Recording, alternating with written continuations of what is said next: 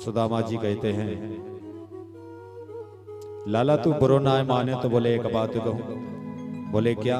बोले ये पकवान खाए हुए तो बुद्धि खराब है जा। बोले इसको भी अगर भगवान का प्रसाद समझकर ग्रहण करेंगे तो बोले बुद्धि खराब ना होगी। और लाला मैं तो मेरो भोजन तो को बताऊं। बोले नमक के साथ टिक्कड़ बढ़िया आराम से भोजन कर दो। आचार्य सुखदेव कहते हैं, देखिए दोनों मित्रों के वेश में कितना अंतर है। एक मित्र है जिसके चरणों की चरण पादुका है सोने की, एक मित्र वो है जिसकी धोती 20 जगह से फटी हुई है। लेकिन मित्रता वस्त्र से नहीं होती, मित्रता शरीर से नहीं होती। मित्रता कहां से होती है? मित्रता होना ये तो विचारों का सामंजस्य है, मित्रता विचारों से होती है। जहां विचारों में समानता है वही मित्रता है। आचार्य सुखदेव कहते हैं, अब श्री कृष्ण महाराज की 16,100 पटरानियां सामने बैठी हैं, एक एक को इशारा कर रहे हैं, एक एक पत्नी आई। सबसे पहले कौन आई? रुक्मणी जी। बोले मैं रुक्मणी महाराज आपको प्रणाम करती हूँ। अब हाथ तो ऊंचे उठाने पड़ेगा ना आशीर्वाद देवे। तो सुदामा जी बोले देवी चिर सौभाग्यवती भव। मित्रवृंदा आई, कालिंदी आई, सत्यभामा आई। अब कितनी बार हाथ उठाए? 16,108 है। आशीर्वाद के हाथ के लिए, आशीर्वाद देने के लिए उठाते रखते सुदामा जी के हाथ रुक गए, दूसरे हाथ से दबाने लगे। कन्हैया सुनियो भैया। कन्हैया बोले क्या बात है? बोले कान में कहूं। भगवान ने सुदामा जी के मुंह के पास अपनो कान कर दियो। सुदामा जी कान में बोले भैया अभी कितनी और बाकी है आशीर्वाद के लिए, कितनी और बाकी? भगवान बोले 16,108। अच्छा लाला सुनियो। भगवान बोले क्या बात है? बोले ये भी कान में कहने की बात है। सुदामा जी ने कहा क्यों कन्हैया, ये सब अपनी है। हाँ जी, मैंने सोची शायद आस पड़ोस की आ गई। नहीं भैया सब अपनी है। अच्छी बात है, तो लाला आशीर्वाद ही देंगे, लेकिन मैंने इसलिए पूछा कि ये मेरो हाथ दर्द करने लग गए। अब मैं तो वैसे ही दुबलो पतलो ब्राह्मण, हाथ भी हार गए हो कन्हैया। एक एक प्रणाम करने के लिए आएंगी तो बोले 10-20 दिन प्रणाम करने आएंगी, मेरा हाथ तो अभी से दर्द करने लगा। बोला कितना आशीर्वाद कैसे दे पाऊंगा? तो बोले क्या चाहते हो?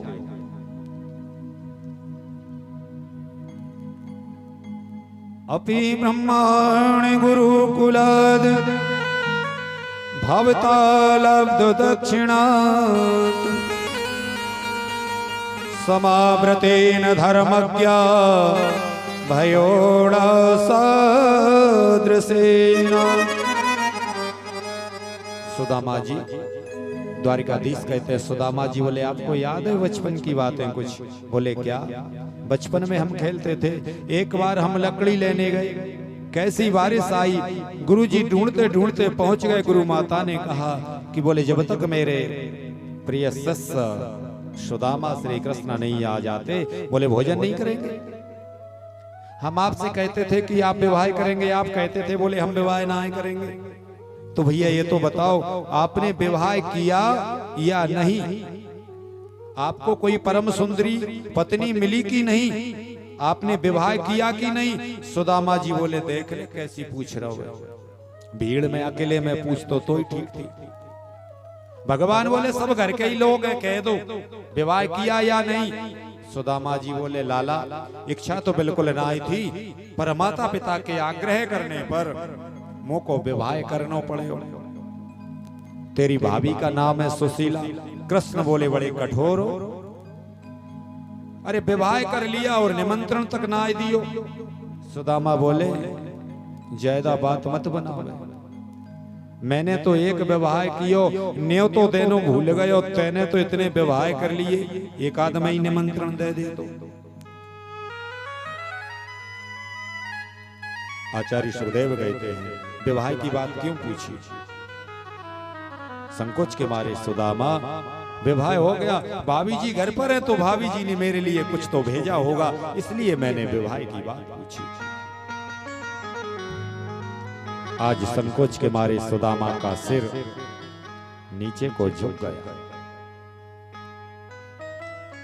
सुदामा विचार करते हैं कि ये जो द्वारिकाधीश मेरे मित्र की जो रानियां हैं, ये सभी राजघरानों से हैं और सब राजघराने में है। अगर मैं ये चावल की पोटली खोल कर दूंगा तो ये सब क्या सोचेंगी, क्या विचार करेंगे?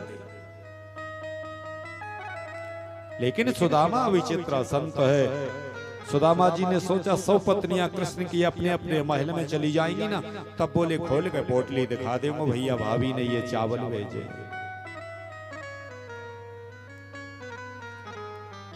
अब बार बार श्री कृष्ण रानियों के सामने यही प्रश्न पूछते हैं, बोले भाभी जी ने हमारे लिए क्या भेजा? कन्हैया बोले बात मत बदलो। सुदामा जी सोचे ये भूले को थोड़ी, जब बात के पीछे पड़ जाए, बोले ये भूलता नहीं है। भगवान बोले सब मालूम है। अब माखन के भगवान हंसकर बोले मैं बचपन में क्या था, इन्हें बताने की आवश्यकता नहीं है। ये सभी जानती हैं कि मैं बचपन में क्या था। सुदामा बोले भाई ये ना भूले। संकोच में पड़ गए, बोले कैसे दिखाऊं? प्रभु ने बड़ा स्पष्ट कहा, पत्रम पुष्पम फलम तोयम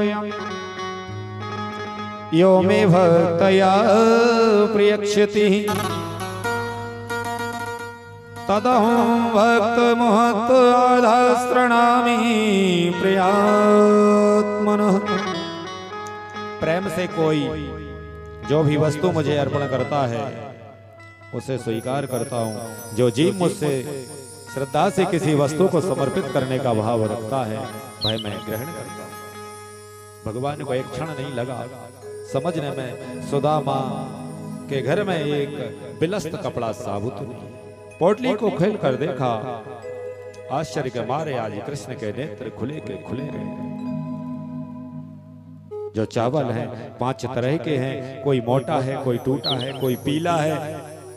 इतना पवित्र ब्राह्मण, इतना तेजस्वी ब्राह्मण, इसकी गरीबी में दूर नहीं कर सकता। प्रभु ने एक मुट्ठी चावल अपने मुख में डाला और क्या कह दिया? अनेन प्रभु ने कह दिया स्वर्ग लोक की संपदा का सुख सुदामा को देता हूं। बोलिए द्वारिकाधीश भगवान की जय हो।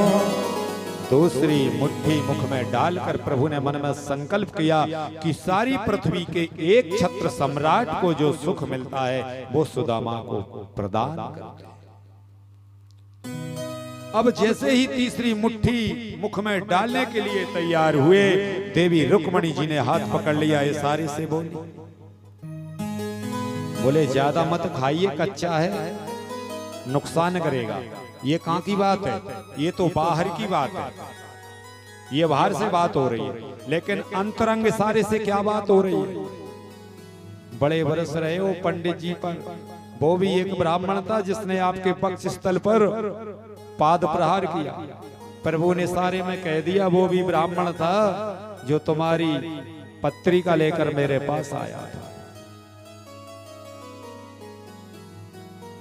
सुदामा जी कहते हैं देवी ठीक कह रही है, ये कच्चा है, बोले नुकसान करेगा।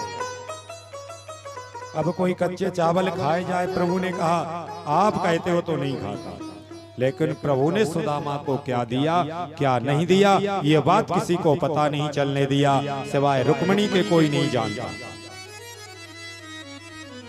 स्वर्ण की द्वारिका में आकर सुदामा ने एक तौला भी सोना नहीं मांगा।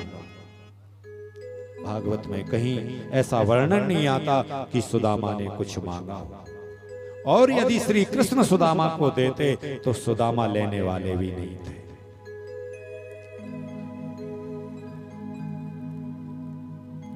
सुदामा कहते हैं लाला जायवे की इच्छा हो रही। कृष्ण बोले जाइए, किसने रोका। सुदामा की धोती तक ना बदली, जैसे आए थे वैसे ही चल दिए। आज सुदामा विचार करते हैं कि क्वाहं दरिद्रम पापियाणां क्वा कृष्णा श्रीनिकेतना ब्रह्मावन्धोरिति स्माः बहुभ्यां परिरंभितः। बोले कहा तो मैं दरिद्र और कहा लक्ष्मीपति मेरा मित्र श्री कृष्ण। अरे वाह रे कन्हैया, कृपालुता मैंने कहीं नहीं देखी। ऐसा सोचते सोचते सुदामा जी आ रहे। 6 महीना जाने में लगा था, 6 महीना आने में लग गया। सुदामा जी जैसे ही अपनी कुटिया वाली जगह पर आते हैं तो यहाँ क्या देखते हैं। सुदामा जी जब लौटकर द्वारिका से अपनी नगरी में आते हैं तो यहाँ क्या देखते हैं। एक सुंदर एक झोपड़ी बनी हुई थी, लेकिन यहाँ पर क्या देख रहे हैं आज सुदामा। एक दिव्य सुंदर महल बना हुआ है। श्री राधे, एक सुंदर महल बना हुआ है। सुदामा जी उस महल को देखते हैं। गए थे तो क्या था, एक झोपड़ी थी, लेकिन जब लौटकर आते हैं तो एक सुंदर महल को देखते हैं।